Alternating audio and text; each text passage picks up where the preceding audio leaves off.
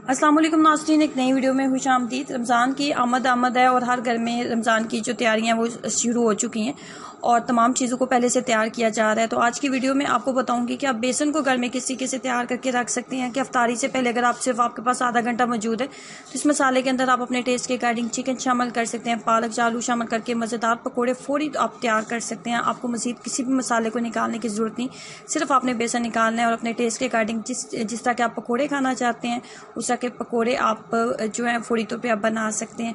इस मसाले को किस तरीके से तैयार किया जाता है, इसको तैयार करने के लिए मैंने लिए हैं 2 किलो के करीब बेसन और इसके अंदर शामिल कर दूंगी हाफ कप के करीब मोटा कुटा हुआ खुश्क धनिया। उसके बाद इसके अंदर शामिल कर देंगे सफ़ेद जीरा जिसकी मिकदार है 3 बड़े खाने के चम्मच।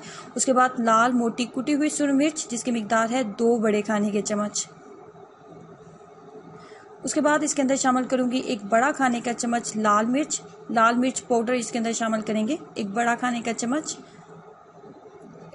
चम्मच लाल मिर्च पाउडर शामिल करूंगी। उसके बाद इसके अंदर हमने शामिल करना है मीठा सोडा। मीठे सोडे की मिकदार इससे ज़्यादा आपने नहीं डालनी, 2 किलो के अंदर मीठे सोडे की मिकदार इससे ज़्यादा ना डालें। उसके बाद मैंने इसके अंदर डालूंगी नमक 2 बड़े खाने के चम्मच। इसके अंदर नमक शामिल करेंगे 2 बड़े खाने के चम्मच। उसके बाद सबसे लास्ट पे इसके अंदर हम डालेंगे हल्दी।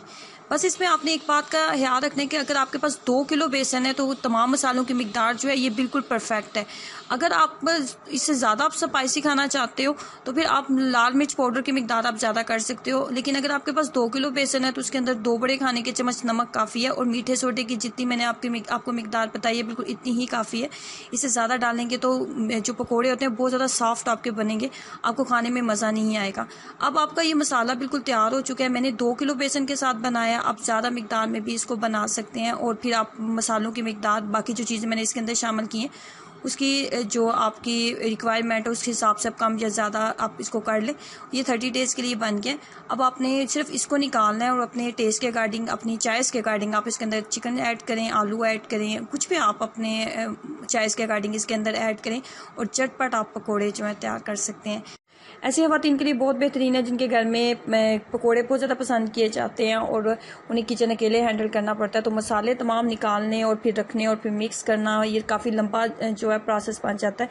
तो ऐसी ख़वातीन के लिए ये एक बेहतरीन रेसिपी है, ज़रूर ट्राई कीजिएगा। फिर अपना एक्सपीरियंस मेरे साथ ज़रूर शेयर करें कि आपको ये रेसिपी कैसी लगी। खुश रहें, हंसते मुस्कुराते रहें। अल्लाह हाफ़िज़।